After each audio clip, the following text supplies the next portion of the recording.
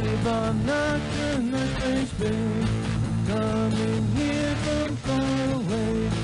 Got into a cosmic storm, a ship went down, not a good day. She crashed into an old graveyard on the forgotten side of town. The spaceship had a strange effect on the bodies underground. Uncle Edward saw where they could hide, where no one would go. Now he showed the films about us in abandoned TV studios.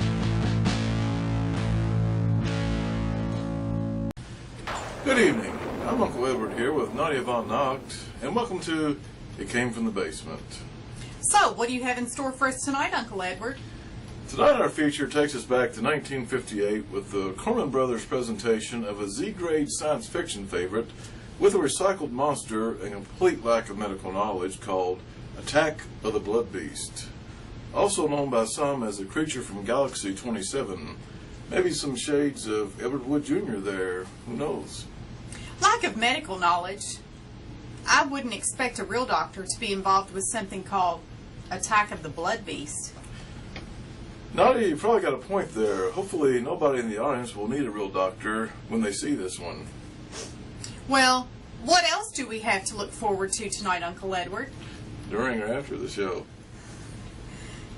For the show, Uncle Edward. I was afraid that's what you meant. But anyhow, we've got in store for you, the viewers, along with tonight's feature, some groovy movie clips, maybe even some coming attractions, some classic commercials, a word from our sponsors. But to get things started right, let's take a look at a cartoon. It Came from the Basement presents a Max Fleischer color classic from 1934, Little Dutch Mill. Roll it up.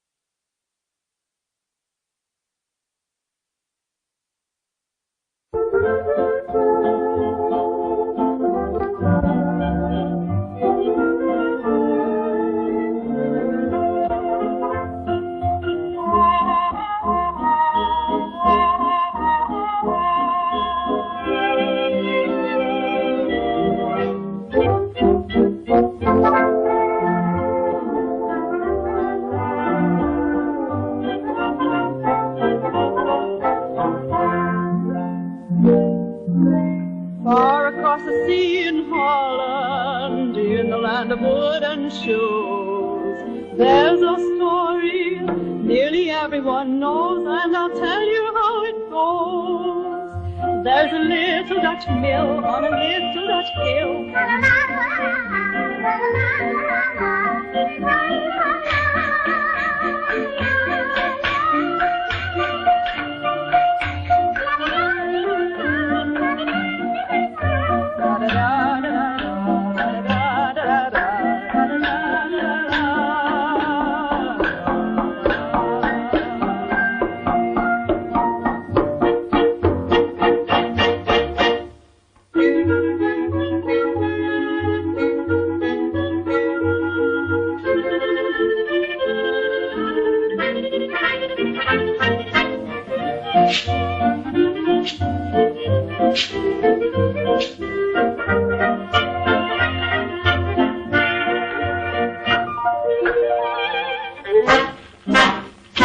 I hate being bright and gay.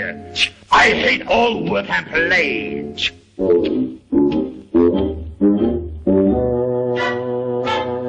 I hate things neat and clean. I'm dirty and I'm mean.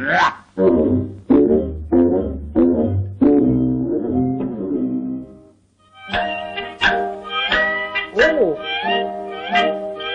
Yeah.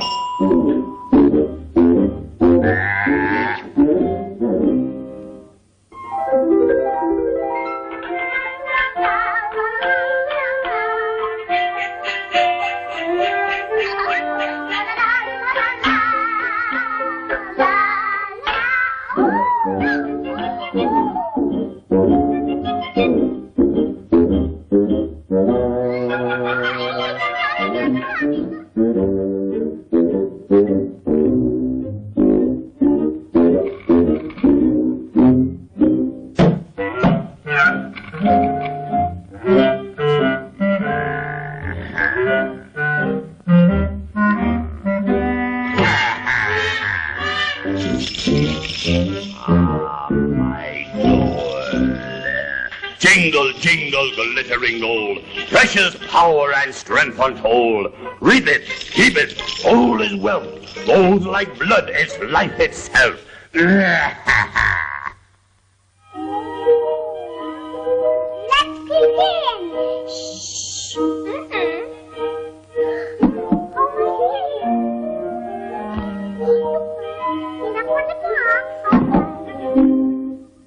Ah, my gold.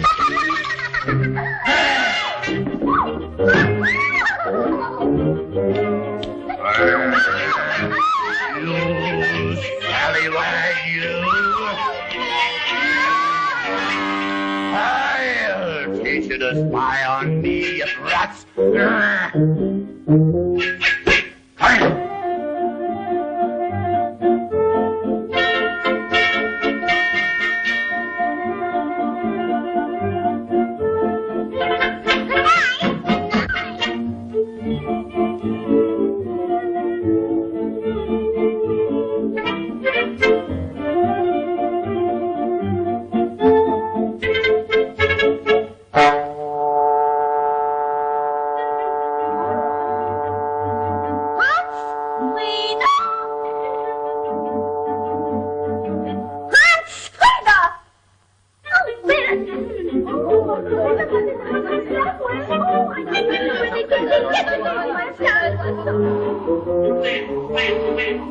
No one knows about my gold.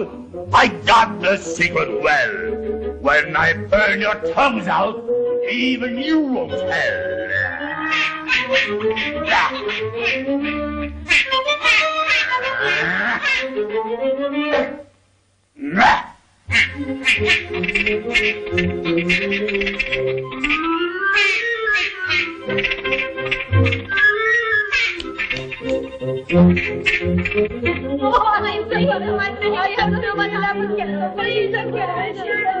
Well, I don't know.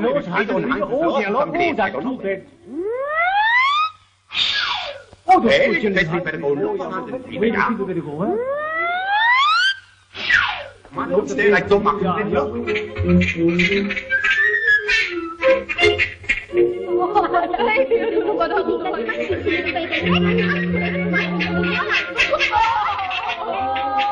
That's all this freedom.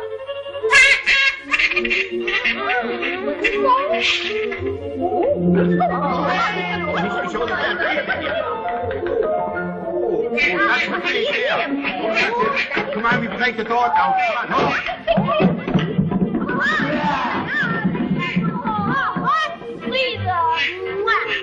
He's a dirty, mean miser. We'll teach him to be wiser.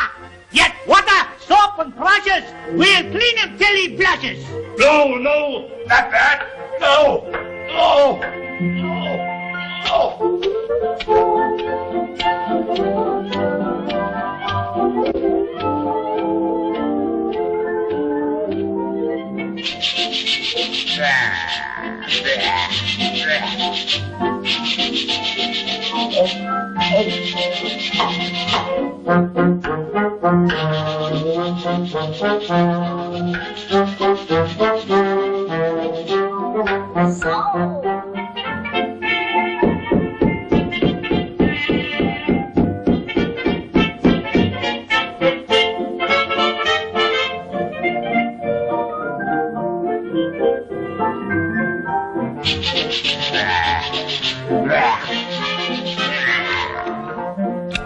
Ow! Ow! Ow! Ow!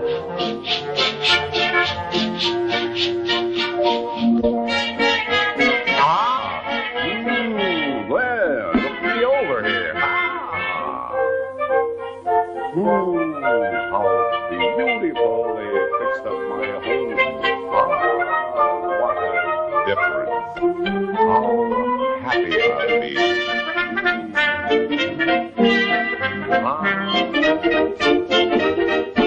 Wait!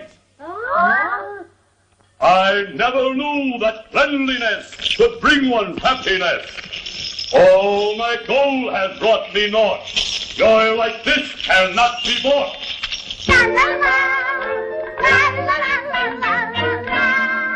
So the little Dutch boy and the little Dutch girl left the little Dutch mill on the little Dutch hill. Now they're happy and safe, their little Dutch family.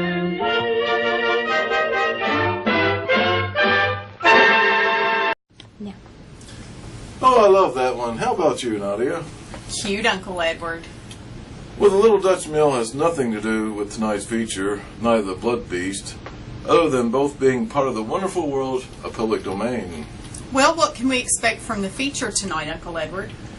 Well, this one is from the legendary B-movie guru Roger Corman, although it was actually his brother Gene Corman who wrote it, along with Martin Varno, who later had a bit of a falling out with the Cormans. Bernard L. Kowalski got his first directorial credit and his first science fiction film with this flick, although he later went on to direct another Corman feature, and it came from the basement favorite, Attack of the Giant Leeches. For the Blood Beast cast, they mostly selected actors who had worked on other Corman films. These included Ed Nelson, who starred as Dave Randall, who also worked on several Corman films, including Swamp Women from 1955, Attack of the Crab Monsters from 1957, Teenage Idol also 1957, and She Gods of the Shark Reef from 1958. Michael Emmett as Major Don Cochran, who later starred as Roger Corman in the Roger Corman film Attack of the Giant Leeches. Earlier I mentioned the monster was recycled. The alien costume had been used a month before in the filming of the movie Teenage Caveman. Rolf Sterling portrayed the monster in both the films. The costume, however, was slightly modified for Blood Beast. Filming was very difficult for Sterling because it grew extremely hot inside the costume during the exterior shots. As with most Corman productions, this was done to save money. The Cormans often tried to incorporate existing sets, costumes, and other elements from previous films into new ones for financial savings. Martin Varno, who wrote this, was once quoted as saying the Corman brothers were so conscious of their spending that cheap was the main word in their vocabulary. Well, some may call them cheap, but I call them great. Yes, you would confuse cheap with great. Anyway, it came from the basement and proudly presents the 1958 classic Night of the Blood Beast, the movie where no girl was safe as long as this head-hunting thing roamed the land. Roll it, Otto.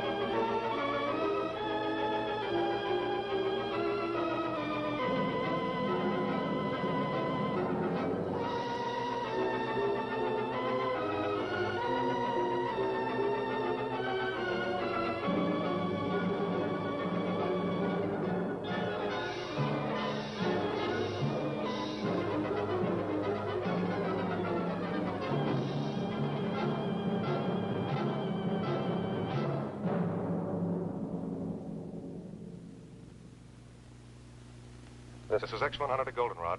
X-100 to Goldenrod. Do you read me? Over. Normal descent on instruments. Normal descent on instruments. Altitude 90,000 feet.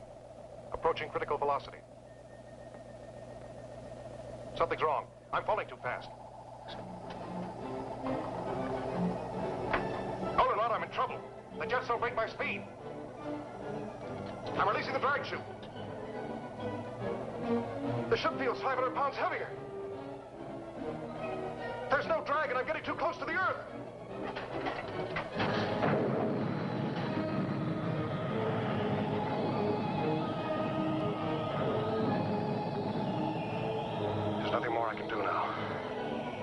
Estimate impact radius 10 miles northeast your location. In case recorder's damaged, get this. Velocity 6,700 miles. Weight ratio 1 to 87. Thrust 220 tons.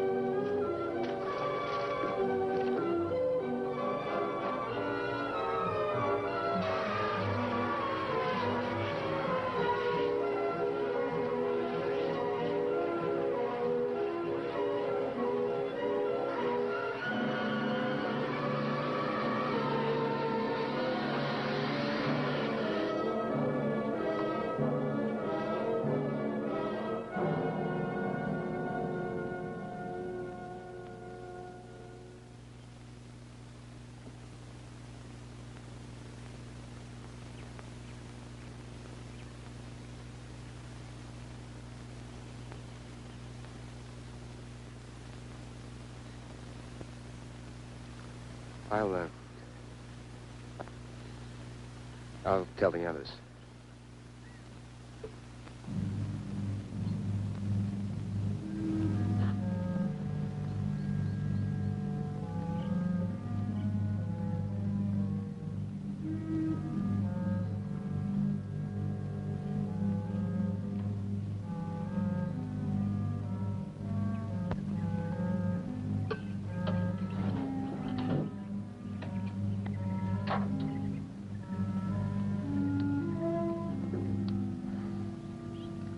Goldenrod Baker to Goldenrod Able.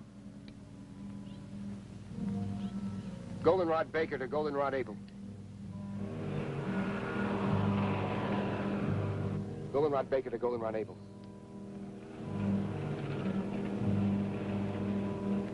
Goldenrod Baker to Goldenrod Able.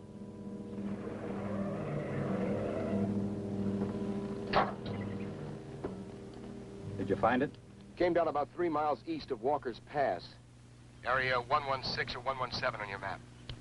How bad is he? He bought it all the way. You're certain? No respiration, no heartbeat, no pulse. Came down pretty hard. The rocket unit's still in one piece and most of the control section. Everything else is scattered around for about half a mile. Tell Donna to cover the entire area. Canaveral will want all the visual data we can give them. Oh, and don't move anything till we get there. Goldenrod Baker out.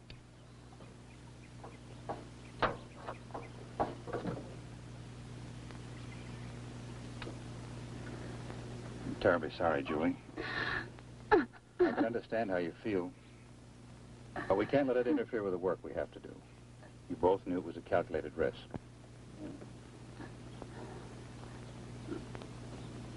I'll be all right, Doctor. Well, let's get going.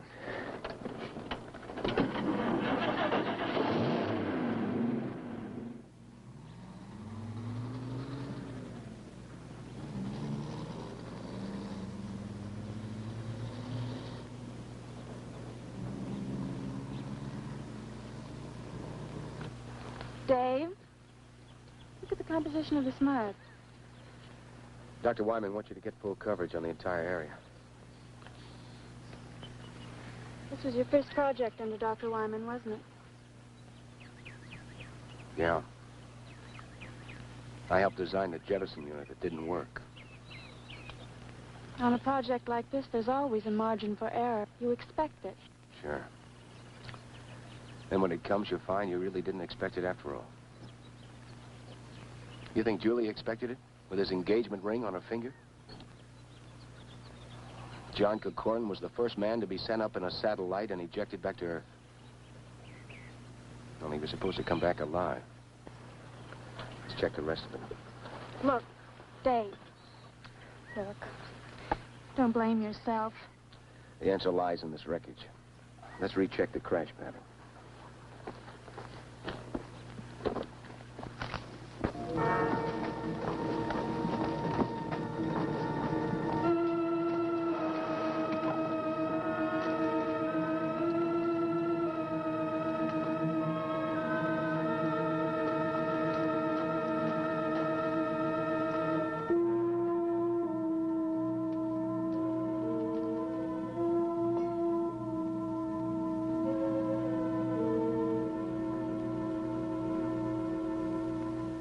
funny. What's that? This rip was smaller when we first got here. Would the stress of settling into the ground have widened it? How could that be? The entire hull is made of magneridium alloy. I'd like to examine the body before we bring it out. All right. Watch you don't cut yourself, Doctor.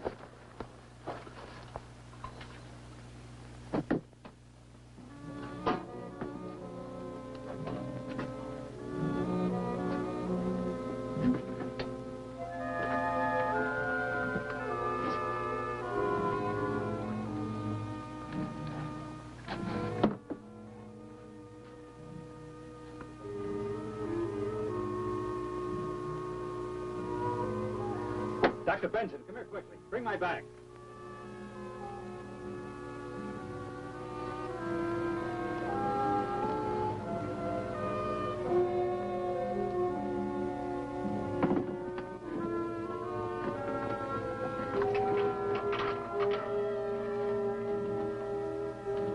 I want you to see this.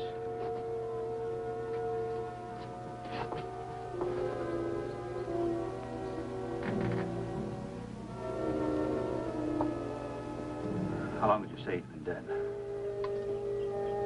It's been at least 3 hours since the crash. Over 3 hours, no sign of body rigidity. No skin discoloration. Temperature feels normal. No dilation whatsoever. The cause of death must be due to an internal rupture. I've never seen an internally damaged body with no sign of rigor mortis after so long. Let's get him back to the lab so we can continue the examination.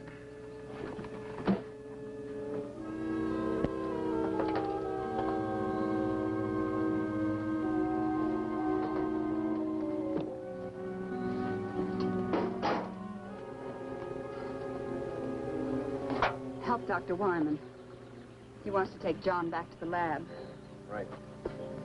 Dave, get a blanket.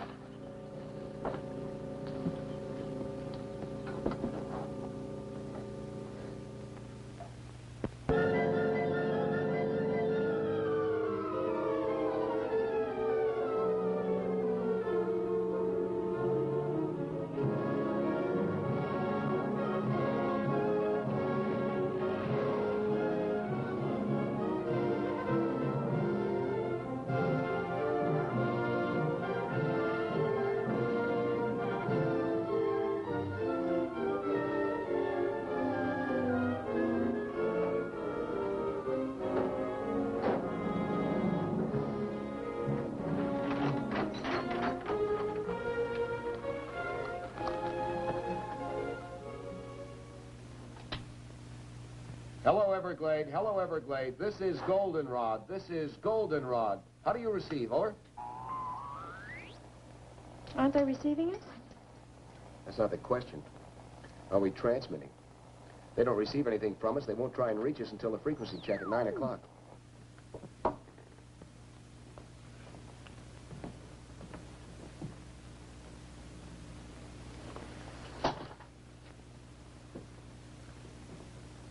By all medical standards, this man is dead.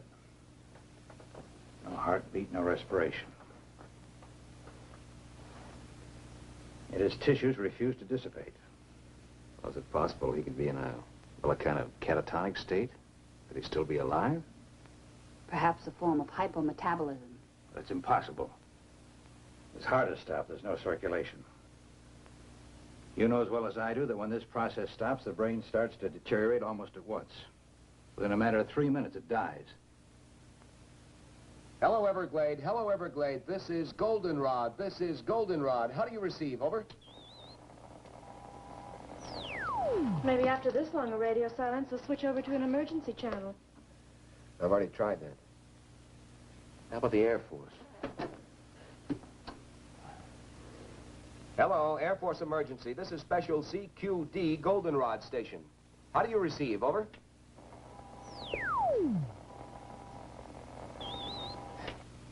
Everything's all fouled up here. I couldn't receive the spot weather report on this thing. Yeah, but are you sure it's not your set? No, I've already checked everything. Will you go out and ask Steve to come in here a minute? Sure. Hello, Everglade. Hello, Everglade. This is Goldenrod. This is Goldenrod. Do you receive? Over. Nothing, Doctor. Doctor.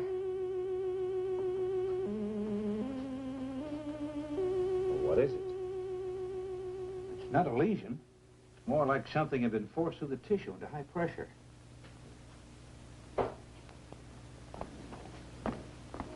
Steve, the radio still won't work. Dave wants to see you. Okay. I'll bet they're going nuts at the Cape.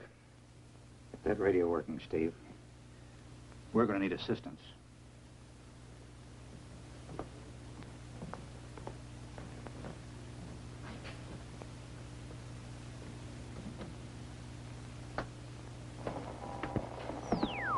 What's the trouble?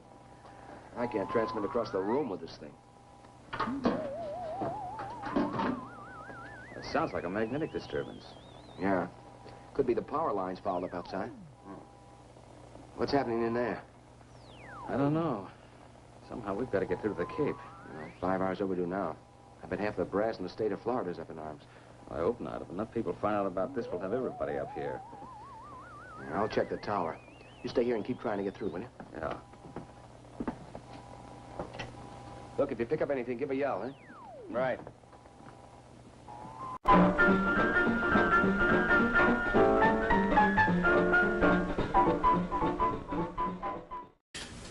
Welcome back, folks. I hope you enjoyed the first part of Night of the Blood Beast.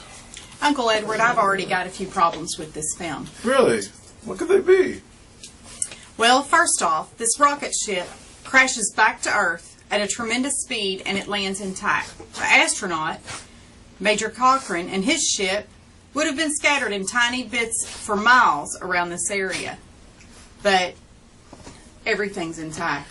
Well, Nadia, that just goes to show you that back in those days, they built things like 57 Bel Air so much sturdier than all-American, out of metal, or as in this case, magnesium alloy. Secondly, that photographer, Donna, she takes 1, maybe 2 photos of the crash. She's told to get full coverage, but just seems to stand around and do nothing. Well, I think Donna's supposed to be the eye candy of this flick, to make it more attractive to younger males who may be forking over their hard-earned bucks to see this flick. It's a wonder they didn't have her in shorts, and a tube top. Oh, yeah, you would have liked that, wouldn't you? That would have been nice. But on that note, I think it's time for some words from our friends here at It Came From the Basement before we join our intrepid crew in Night of the Blood Beast. Roll it, Otto.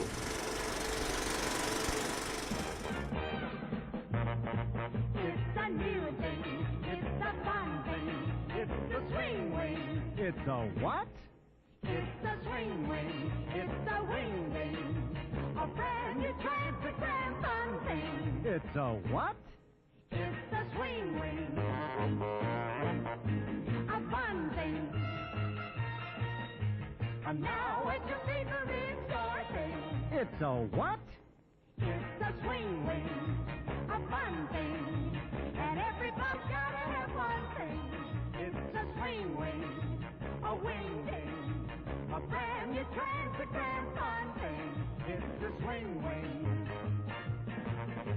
a new thing.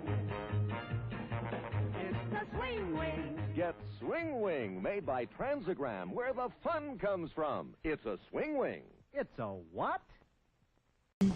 Now let's continue getting our blood pressure up with Night of the Blood Beast. Roll it, Otto.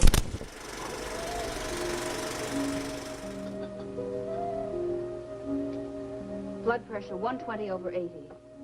Normal for a living man. That's impossible, Doctor. You must have made a mistake. But, Doctor, I checked it twice. Well, this man does have normal pressure. That's impossible. Take a blood sample. I'll make a radiation count.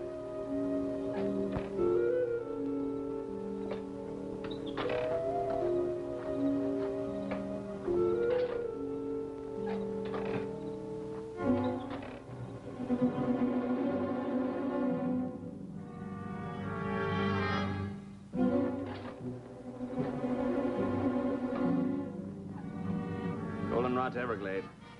Goldenrod to Everglade. Come in, Everglade. Over.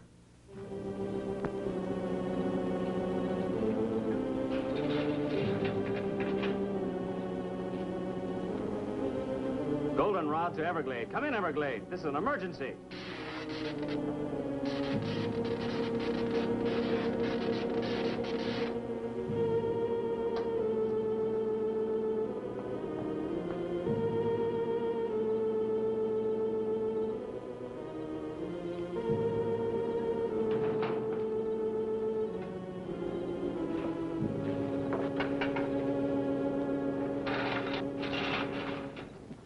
Steve?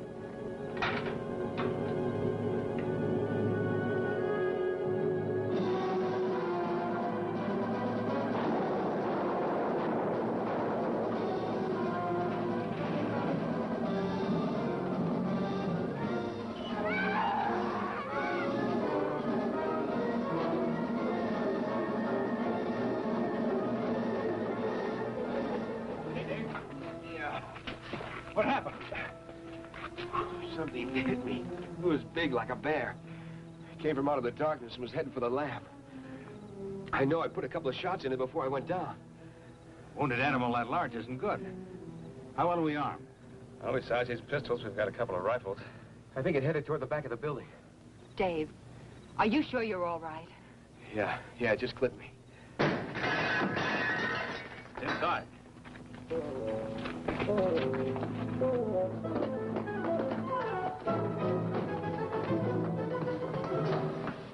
It's in the medical room. Wait a minute.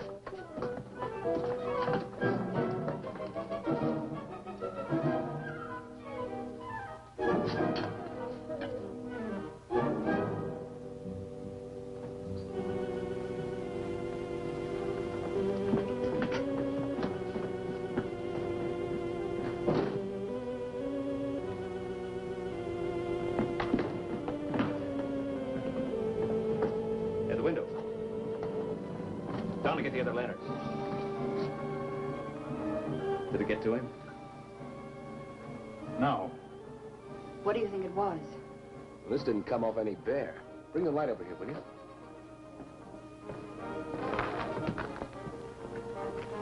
No fur, no blood. Very much like leather. Is the power out completely? Yes, it is.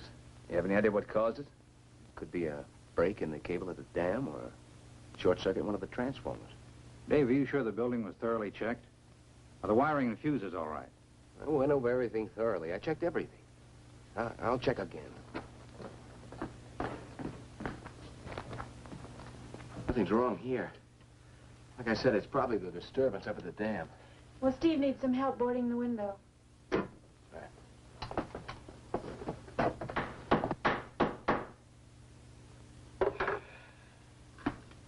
Well, at least we won't freeze.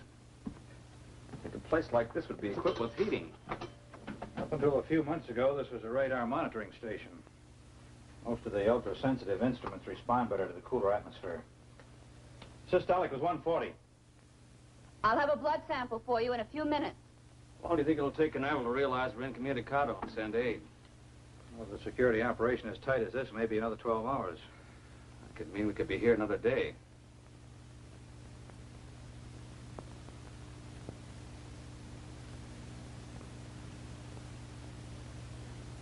Doctor!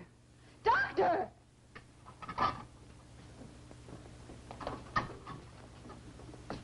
I've never seen anything quite like it. Notice the way it's fighting the others.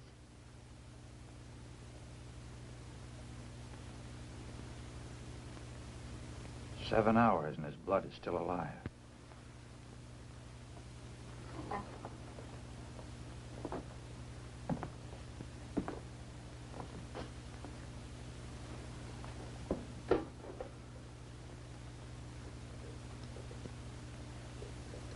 One of us will have to drive to the nearest telephone and call the Cape. Every minute counts. What is it? I've seen amoebic dominance of a cell structure before, but this is completely out of proportion. Well, what are they? What do they mean? Well, normal blood has 2 basic cells, The red carry oxygen and the white fight infection. But this blood has 3. The third cell, that big one. Well, that's completely foreign to any blood structure. If that bacterioid is contagious, then we've all been exposed. I doubt if it's communicable. We better get to the nearest town fast. I imagine that'll be Desert City. But that's over 30 miles. Isn't there anything closer? There's nothing on the map. Steve, call the Cape from Desert City.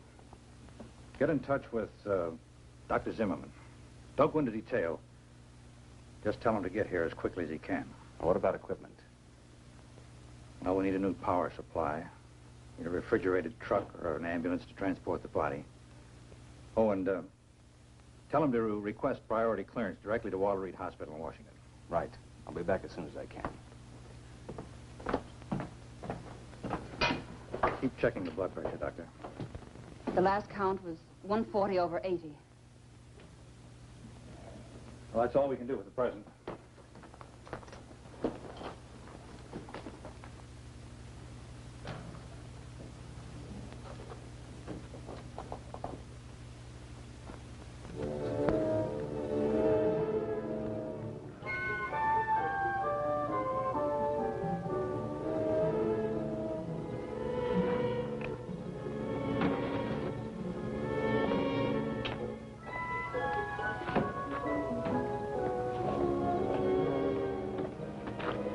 Any luck with the Jeep?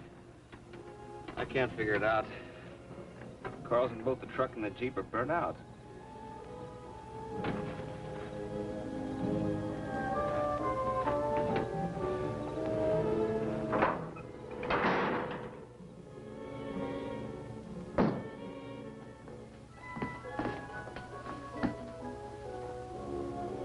Stopped. They're both stopped.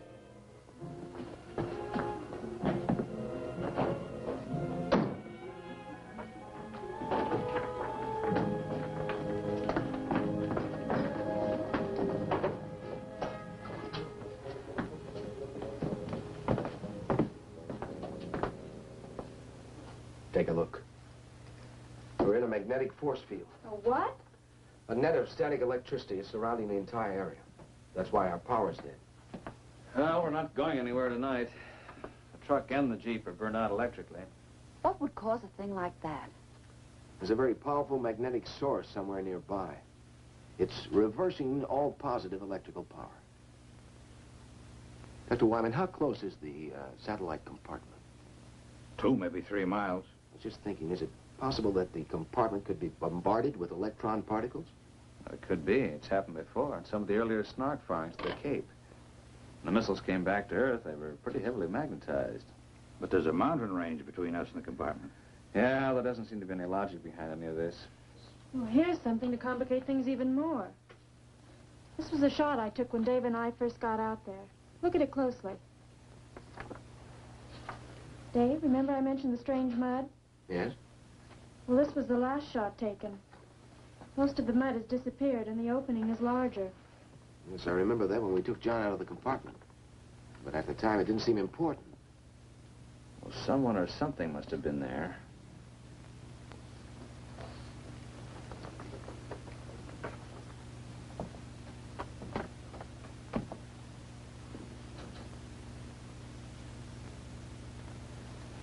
There's an explanation and a good one for all of this. There must be. Some of the things that have occurred today are without precedent. A man in there alive that should be dead. Something that's never happened before. And we've never sent a man so far into space before. Well, we're all tired, disappointed, but under a terrible strain. After this long, the Cape has probably contacted the Pentagon. It's just a matter of time. What if they can't get through? The magnetic force field works both ways. Well, in the morning, one of us will have to hike down and meet them. As a precautionary measure, I suggest we all stay in this room tonight. Steve and Dave and I will take turns watching Kikoran. Right. Julie. I'm sorry, Doctor. It just can't hold it back any longer. I know. I wish there was something I could say. I'll listen if you like. It's bad enough losing someone you love. But this, the unknown, being held here. Alex,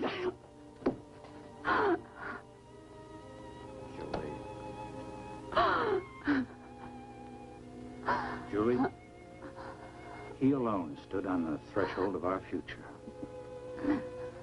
And what happened to him today, we may learn more than we've ever known. Maybe I should just listen. so incongruous. He's dead. But is he dead?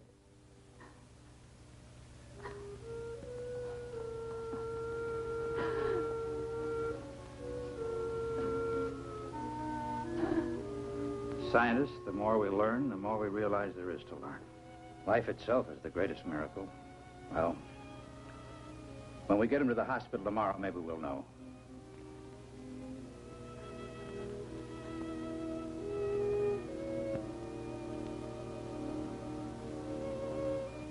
Good night, Doctor. Good night, Julie.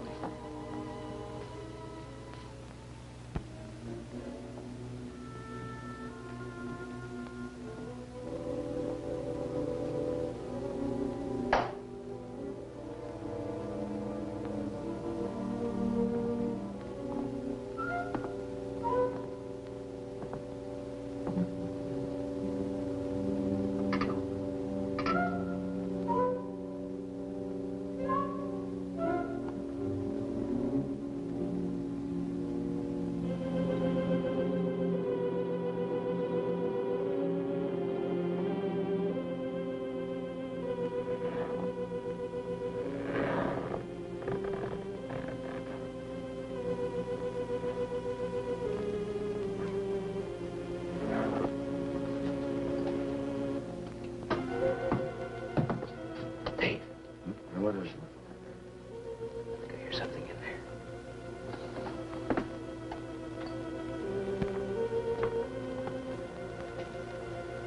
The light's out.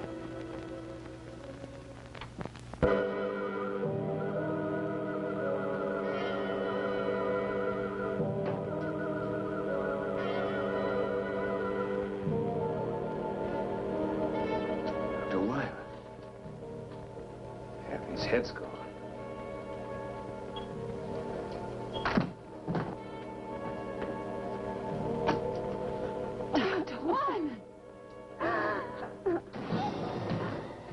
There's nothing you can do.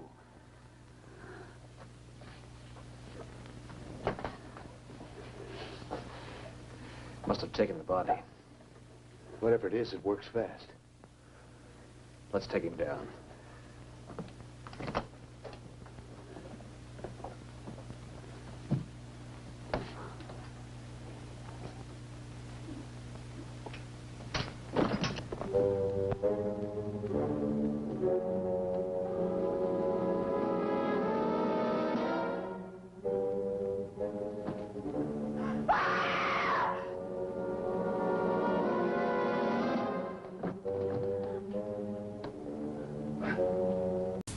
Okay, we're back, midway through Night of the Blood Beast. Uncle Edward, I'm no doctor, but how can a person have no heartbeat but still have normal blood pressure? Probably much the same way that a ghoul and an alien space babe can be hosting an old movie in a basement. Of course, Steve Dunlap really kind of sums it up when he says there doesn't seem to be any logic behind any of this. Oh, that makes sense. Anyway, at least now it's intermission time, so grab yourself a nice cold drink or hot coffee to complement your popcorn, candy, or for you more adventurous, maybe a nice wiener. We'll be back in a few minutes to start wrapping up this classic. But in the meantime, enjoy some classic intermission bits and trailers from It Came from the Basement. Let's all go to the lobby. Let's all go to the lobby. Let's all go to the lobby to get ourselves a treat. Delicious things to eat.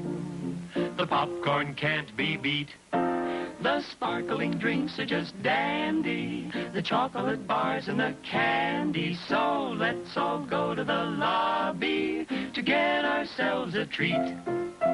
Let's all go to the lobby to get ourselves a treat.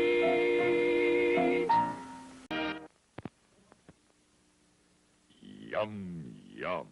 It's a meal in itself. Our all-meat super dog. Enjoy one now.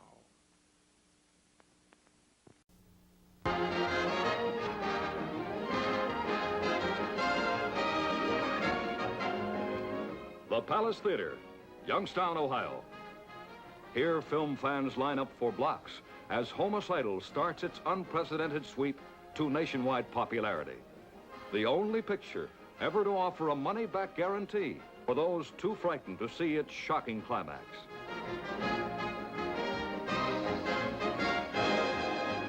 Now, let me ask you a question. Were you holding his hands throughout the picture? I was holding him back. He was running out. Tell me, did you enjoy the, did you guess the surprise ending? I had some ideas about it, but I wasn't sure. How about you? No, I didn't have any idea the way this picture ended. What was the most delightful piece of mayhem in the entire picture? Oh, I don't know. I guess the ending sure built up the whole suspense. To me, it was the introduction of Emily as a homicide, or homicidal. Oh, do not give the... Oh, Emily is the homicidal. All right. Tell me, will you tell your friends the ending of this picture? Oh, no. Never. No, I'll let them suffer through it. Mr. Castle, I'd like to congratulate you on a fine piece of production. I think Alfred Hitchcock is going to have to go a long way to try and top something like this. Well, thank you very much. That's very nice of you to say. Would you tell your friends the ending of the picture? No, sir. I would ruin it. That is a promise. Yes, yes. Oh, I'd never go home and tell any about this, especially my mother. I want her to come down and see something like this. She'd enjoy it. Tell me, what did you think of Homicidal? I liked it. And you? I don't think I'll sleep for a week. And you? It was wonderful. I really liked it. And you? Wow. Tell me, now, from a mother's point of view, you feel that Homicidal was shocking and terrifying, you say. Do you feel that it's all right for your daughter to see this type of motion picture? Yes, I do. How do you base it? Well, I've always taught Pat that movies are movies and they should be fun and not to terrify you, that you shouldn't believe in everything you see in the movies. Do you think it's fair to tell the ending of a picture like this to your friends? No. Why not? Well, well, for one thing, if they're going to see it, it spoils it. And for another thing, let them pay their 70 cents and see it and find out for themselves. Thank you very much.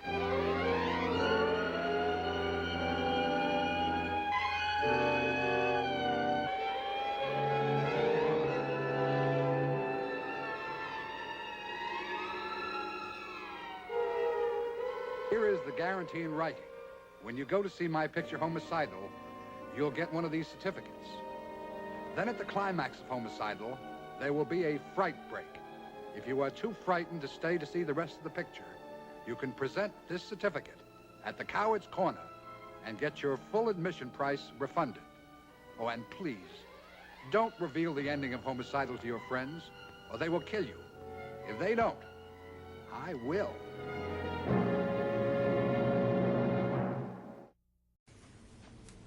Welcome back. Hope you're refreshed and ready to start wrapping up Night of the Blood Beast and find out what's really on with Major John Cochran and if the Blood Beast will eat anybody else's head. I know that I am. Roll it, Otto.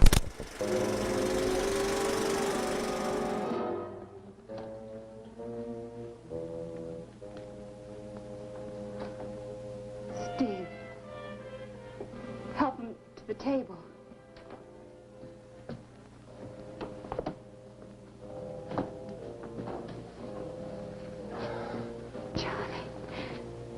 Johnny, you're all right.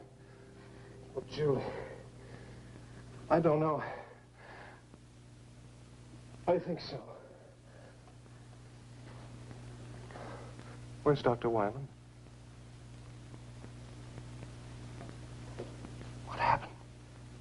Suppose you tell us what happened. Julie, what happened to Dr. Wyman? He's dead. Why are you staring at me? You don't think that I had anything to do with it? John, we're just as confused as you are. Did you see anything? Was there anybody in the room with you and Dr. Wyman? I don't know. Last thing I remember, I was making my descent. The jets didn't take hold. When I finally released the drag chute, it didn't hold. I was too close to the ground. You crashed. We brought you here. You don't remember? I seemed to be floating in a warm, black mist. Oh, my head. My neck. Oh, no. Look at that. The same mark.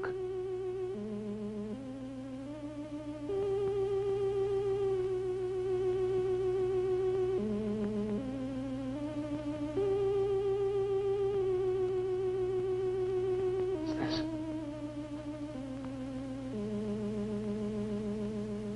Tell me what's happening. Johnny, you don't understand. We thought you were dead. Dead? What do you mean, dead? When we pulled you out of the compartment, your body had completely ceased to function.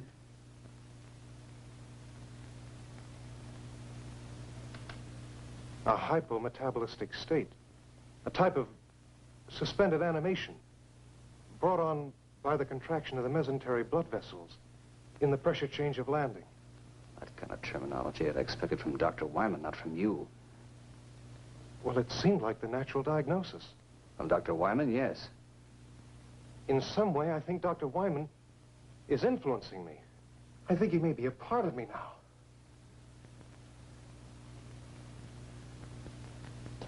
I don't understand. You've got to help me! Help me! Fantastic. It's unbelievable. Things like this just don't happen. But it has happened.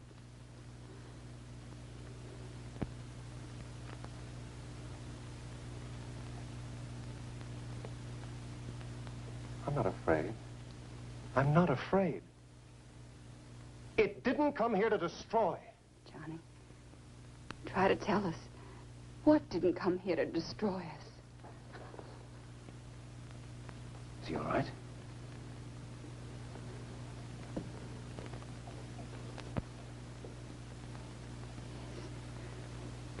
Yes. They're gone.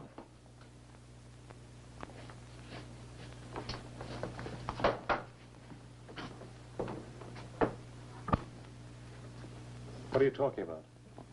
Come see for yourself.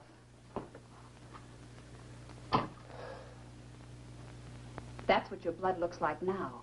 Normal in every respect. 4 hours ago, it was populated with alien amorphic cell structures. I think we should see what I look like under the fluoroscope.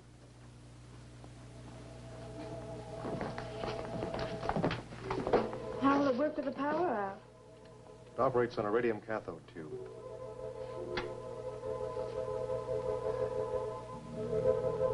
What are they? The amorphic cell structures have expanded to... They're using his body for a breeding ground. You're not going to harm them, are you? What do you mean? We don't even know what they are. The one thing we do know is that they're alien to the human body. Somehow they must have come down with you in the compartment. Only a few hours ago, they were microscopic. We've got to do something. If you destroy them, you destroy me.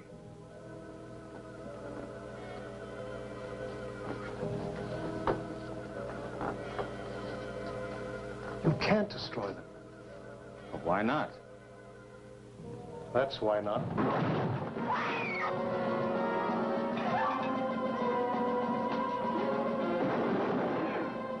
Steve, don't shoot him, I'll hurt you.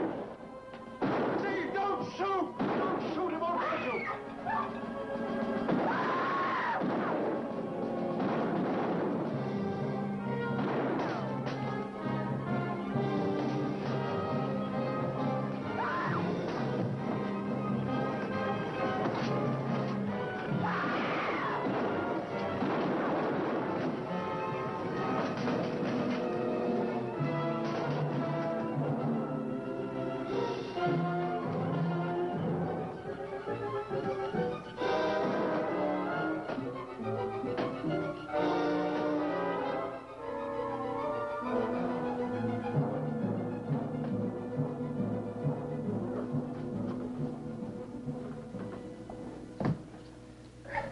burned, but it got away, didn't it?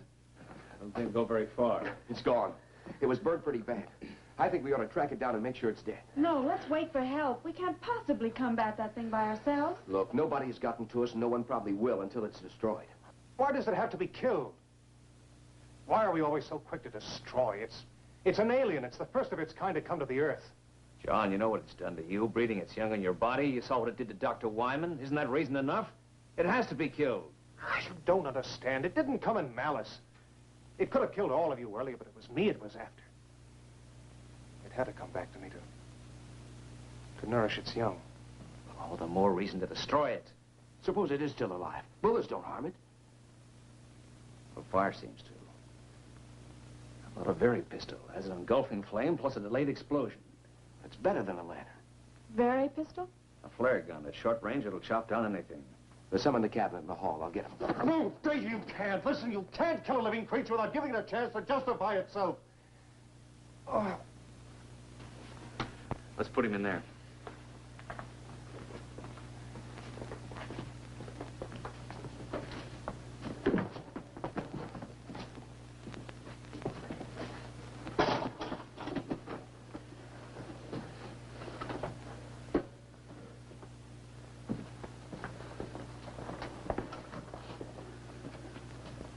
Can you give him something to keep him quiet? Sodium amytal. Good. We'll leave you here to watch him. Donna will come with us. We're going to need photographic coverage. Will that really keep him out until we get back? I don't know. Under normal circumstances, this should render him unconscious for at least 12 hours. But this isn't a normal person. What you and he were to each other has no bearing on what he is now, Julie. I'm not worried. He's not dangerous. Not to me, anyway. Oh, we can't take any chances. That creature eludes us and comes back here. Or if he gives you a bad time, you better know how to use a very pistol. Believe me, Julie, he's not the same man you were engaged to. Thanks. Let me have one for Julie, will you? Now, don't worry. If we run into any trouble, we're not going to be heroes. Just pull the hammer back. Just be back as soon as you can.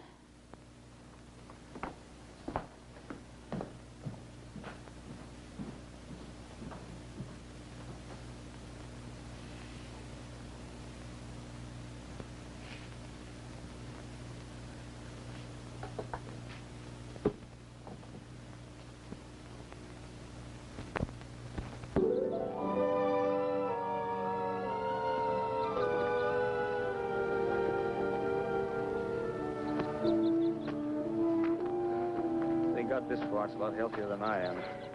You know, I think it's leading us back to the compartment. Yeah, it looks that way.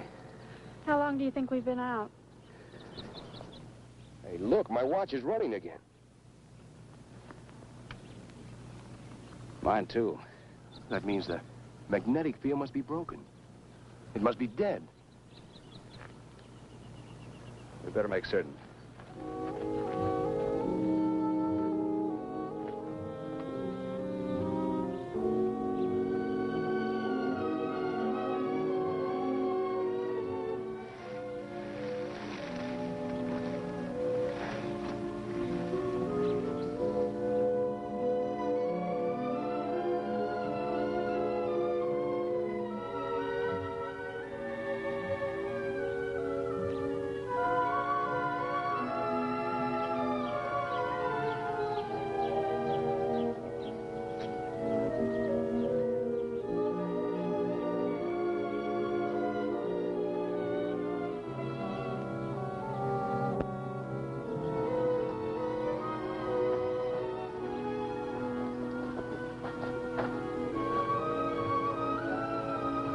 Seems like the most likely place for it to go.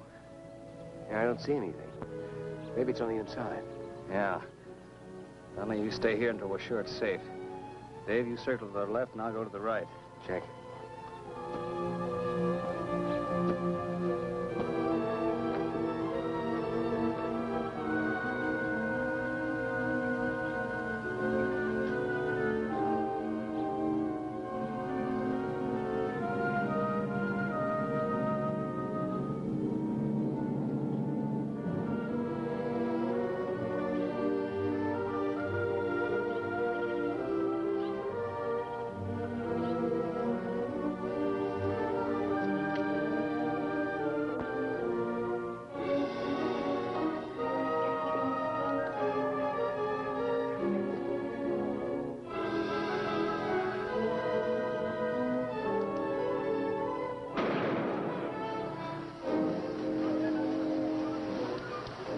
Nothing could possibly live through that. Look, it stopped again. Hey, Steve! I better get some pictures before there's nothing left to shoot!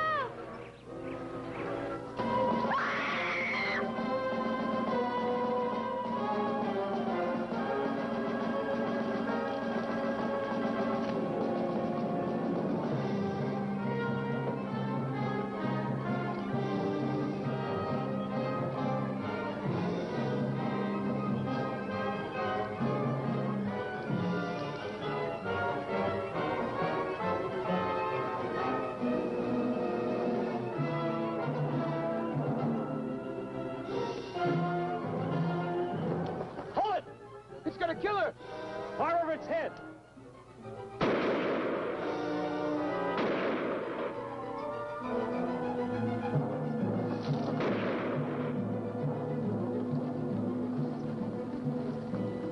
You hurt?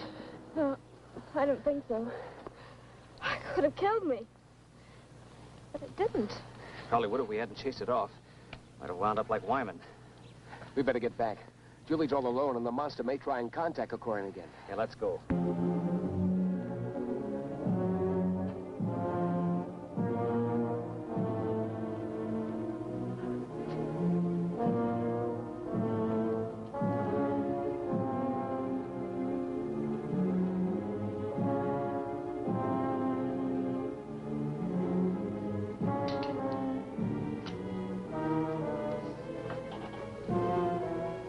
Don't be afraid, Julie. I'm not going to hurt you. That wasn't meant for you. That was for the creature or whatever it is. Don't stare at me, Julie. I'm sorry, John. If what you say is true and I've been dead, I don't know what this means for us, but I haven't changed in my feeling. Julie, we're all afraid of the unknown. You don't understand what's happened to me, and because there's an unknown being, you want to destroy it. But isn't it possible that what's taking place is for a purpose? Why not let the creature have a chance to tell us why it's here? But it broke in and attacked us. It killed Dr. Wyman. It's done this to you. We had to do something. Now the others have gone to make sure it's dead. It's not dead, and they won't be able to find it. How do you know? Julie, I'm the one who's had the most contact with it. Something foreign is inside of me. Alive. If there was any cause for fear, wouldn't I know it? But I'm not afraid. This creature is intelligent. It wants something. We've got to give it a chance to communicate with us.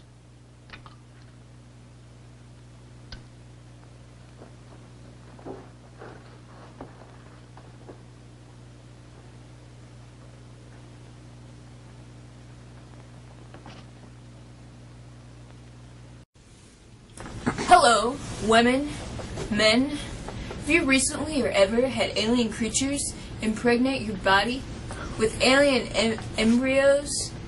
Or even your blood invaded with alien amorphic cell structures? Well, you don't have to be used for alien breeding ground for a future alien invasion. You have your rights. I'm attorney Will I Cheatham, and I'm here for you. Has this been you?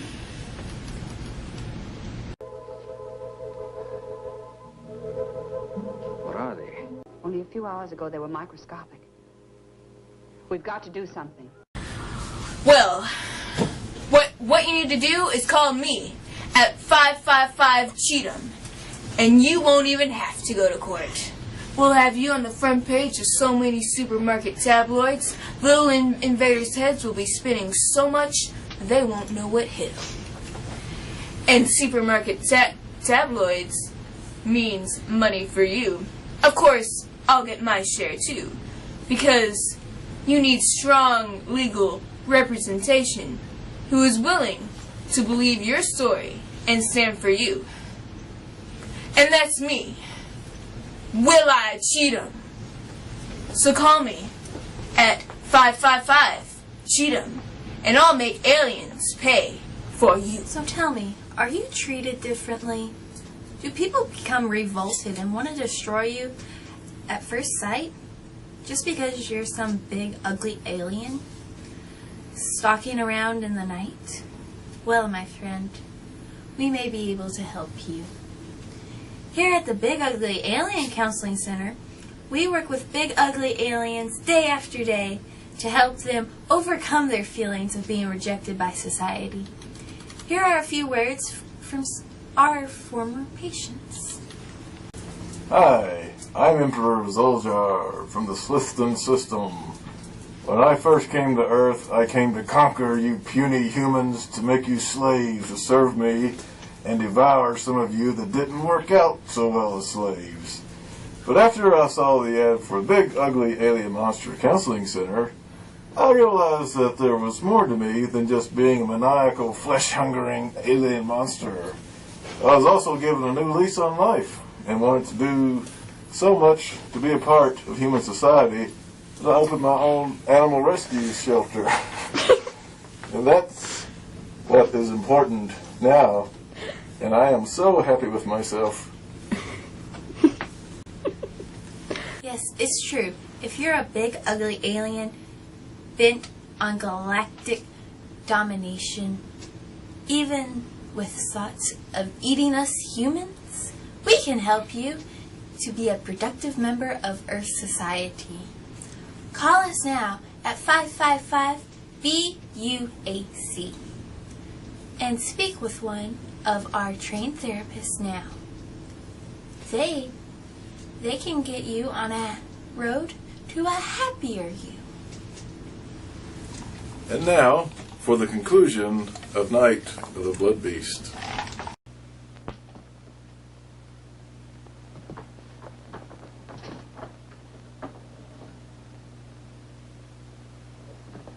See, the sedative didn't work. My bodily reactions aren't those of a normal person. What happened to the creature? Got away. Then it's alive. He told me it would be. Somehow he knew. He seems so sure that it's not evil. This isn't a battle between men and a non-reasoning being. Can't you see it doesn't want to kill for the sake of killing? It could have done away with all of us earlier if it wanted to. Until we discovered its fear of fire. Listen, when you were out checking the power lines last night, all you had with you was a pistol, which you fired at it with no effect. If it had been a wild animal, it would have tried to kill you before moving on. Can you account for what happened to Dr. Wyman? No, I can't. But maybe it could if we give it the chance. Why should we give it a chance? It's already committed murder. It's done I don't know what to you, and it's attacked Donna. Look, if you were in a strange place and you were trying to communicate with the inhabitants, but every time you tried, they made a move against you, the only way to break through to them would be to take a hostage. Can't you see that's what it's been doing? It's been acting out of fear and self-preservation. It wants to communicate with us, but it doesn't know how. We've got to give it a chance. What do you have in mind? It's obvious the creature keeps coming back to me because part of it is inside of me. Why not let me lead us to it? In the daylight, in the open. Maybe he's got something. When we were out searching for the creature, our watches started running again. And then when we encountered it, they stopped. On our way back here, they became active again. And now everything's dead. Now, it's my guess that the magnetic disturbance originated from two different locations. One from the creature,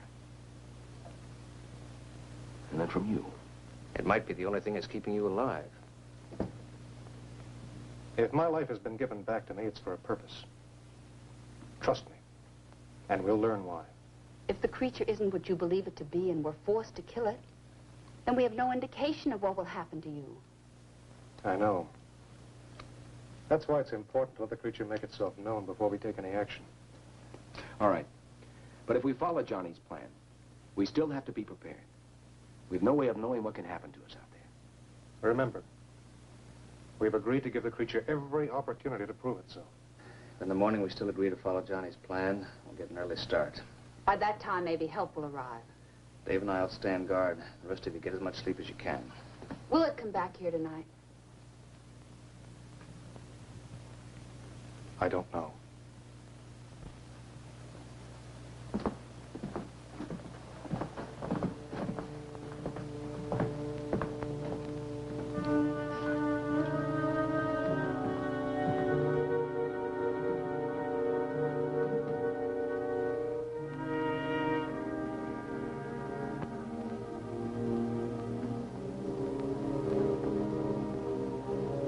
Steve, I'm a little worried about Johnny's plan.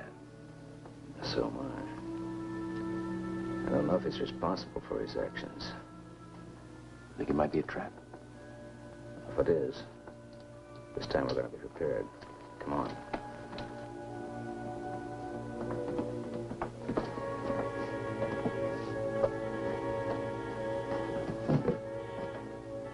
How about a Molotov cocktail? We fill it with gasoline and then use it as a hand grenade. That's a ticket. We could saturate the creature and detonate it with a berry pistol. There's no way it could escape then.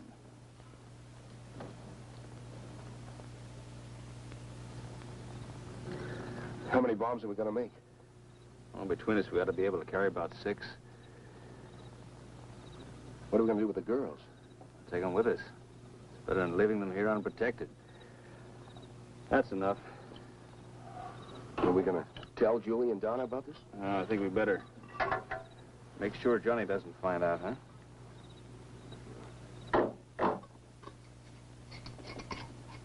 You ever seen any of these work before? Yeah. Guadalcanal. Guerrilla tank was running wild behind our lines. He knew we couldn't do any much damage with our rifle, so he was playing kind of a cat and mouse game. Until he knew he could finish us off. Not far from where we were, there was a truck overturned, and a kid in it saw what was happening. Got the brilliant idea to bring me some gasoline, and we made up some of these. That tank came by, we smeared it but good. Pretty horrible to see, but it worked. Yeah, well, be good for me to get off of this mountain. Even with these cocktails, I'm not anxious to tangle with that creature again. Well, none of us are, but I don't think we have any choice. It came down on the satellite. It's our responsibility. Besides, it's better to stalk it and have it come after us. Yeah, you're probably right. And so, I wish we could wait for some help. I just don't like the idea of taking Julie and Donna with us. Well, I don't either. Then we don't know when help will arrive. We can't leave them alone.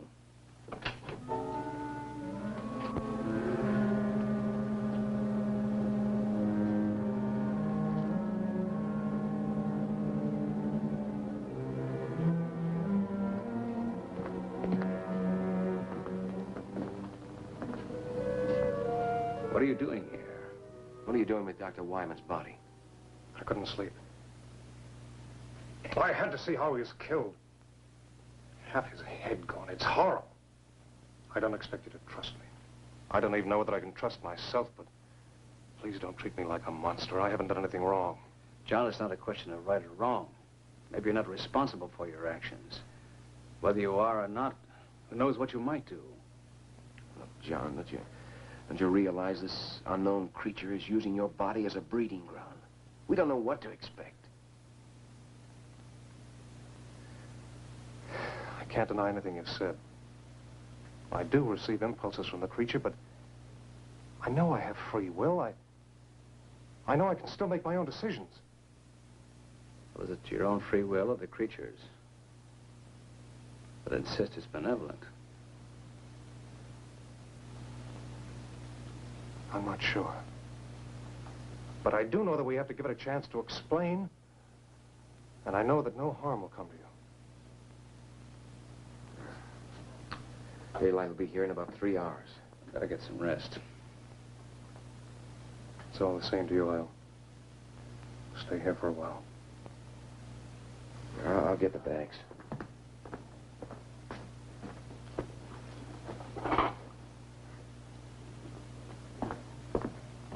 All right. You will give it a chance to explain? We'll give it a chance.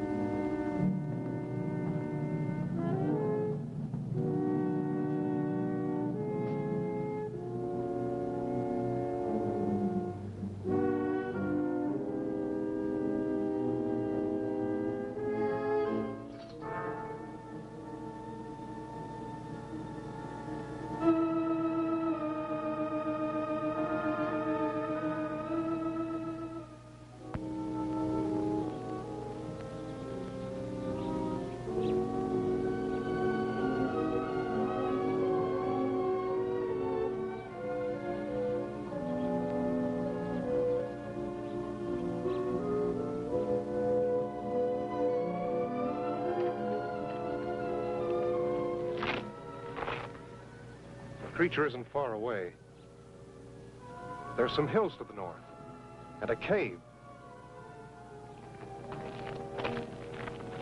But he's never been in this area before. How does he know there's a cave?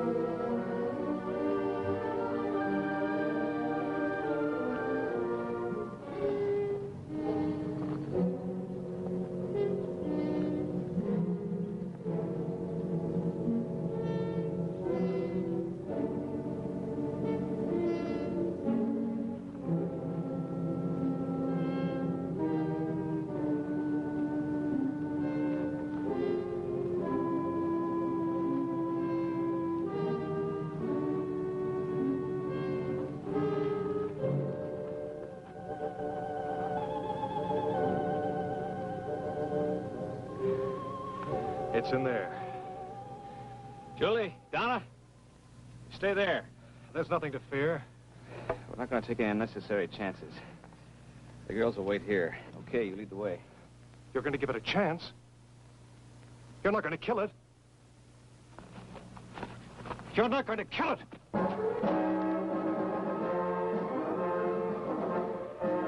What happened? Why did you let him go? We couldn't stop him.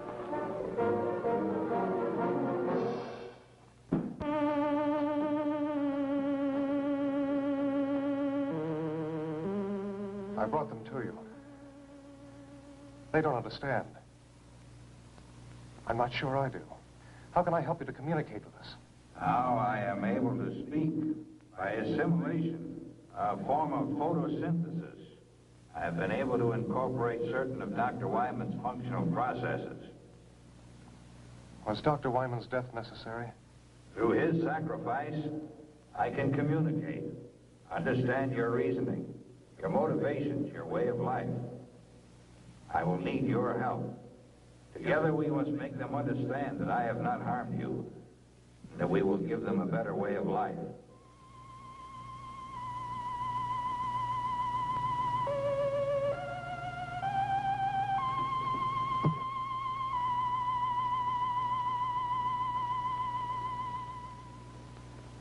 Look! Listen! Please listen! Do not be afraid. I am not here to harm you. We're too far away. Let's move in.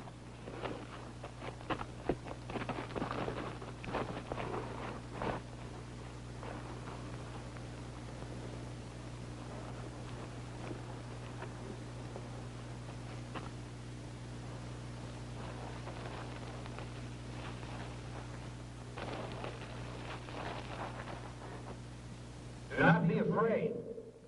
That's Dr. Wyman's voice. It is his voice. But how? Yes, I am using Dr. Wyman's voice.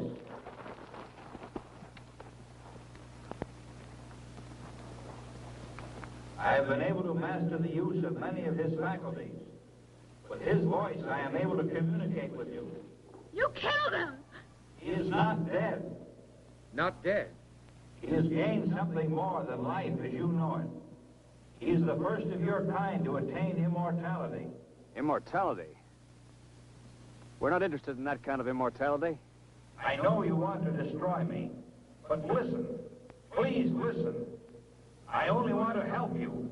Millions of years ago, my people inhabited a planet such as yours. We discovered the ultimate power, just as you on Earth are about to do. You ready to make your move? We should have put this power to our own benefit. Instead, hatred, greed, and prejudice caused us to misuse that power. And it brought about our own destruction. Open target. Now's our chance. But you can't risk killing Johnny. No, wait. What harm is there in hearing them out? For centuries, we have been circling your Earth, waiting for a means to penetrate your atmosphere. Your projectile was the first to present a means of entry. Those before were not retractable and burned as they fell back to Earth. I am the first to come. Death and destruction? If what you say is true, what are we to expect? You need me, and I have come. Through me, we will unite our intellects within one body. It's insane. And how do you plan to do that? Already it has begun. Within the hour, the first of our new generation will be born. It's true. I can feel them inside. You're imposing your will on us. You're sacrificing our civilization for the resurrection of your own. I've been a fool.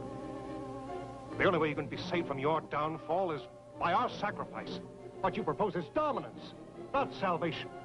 Don't be governed by fear. Go ahead and kill me. You've already said I'm dead. A dead man with a brain and a body kept alive artificially to feed a generation of monsters. That's not true. If you don't kill me, a new civilization is inside of me that will destroy mankind as we know it today. The future of our race is in you. You've got to kill me. We have to destroy it. John! Run! Get away from it! Look. He will live on to become a greater being in future generations to come. Don't kill me. In destroying me, you are destroying your only hope for mankind.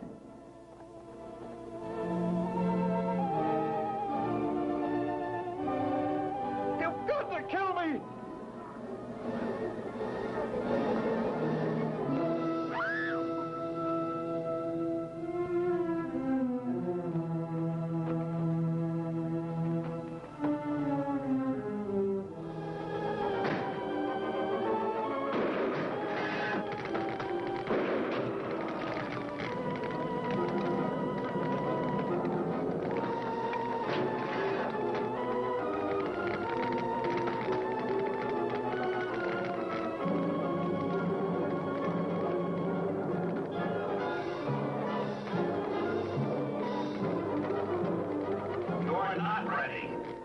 We will still save you. In your quest for self-destruction, you will send up more satellites. And we will be there, waiting to come again.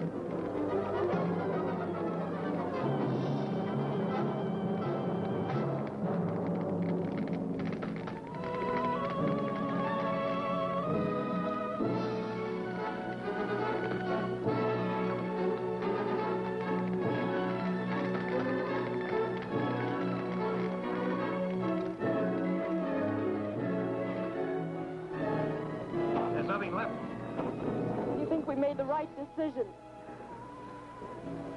John made the decision. Let's hope it was the right one. We'll probably never know.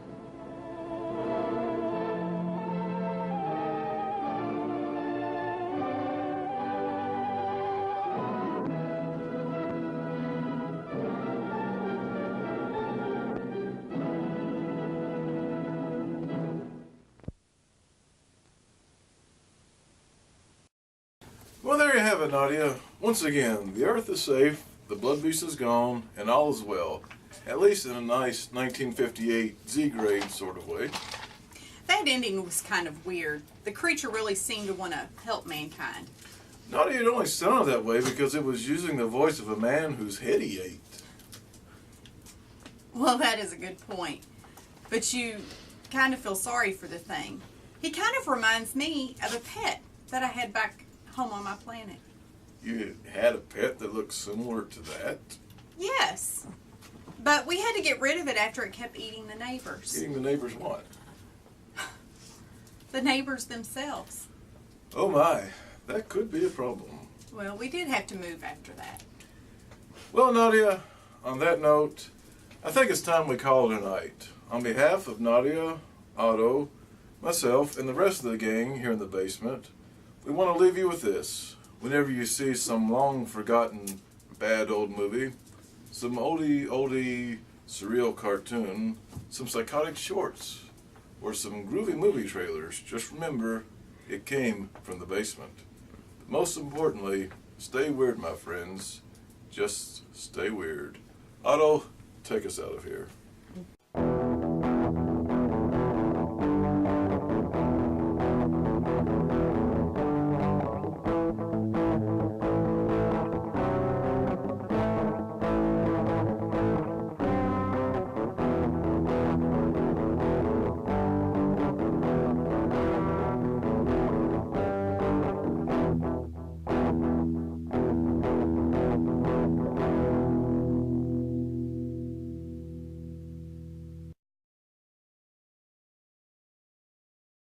Yeah, there doesn't seem to be any logic behind any of this.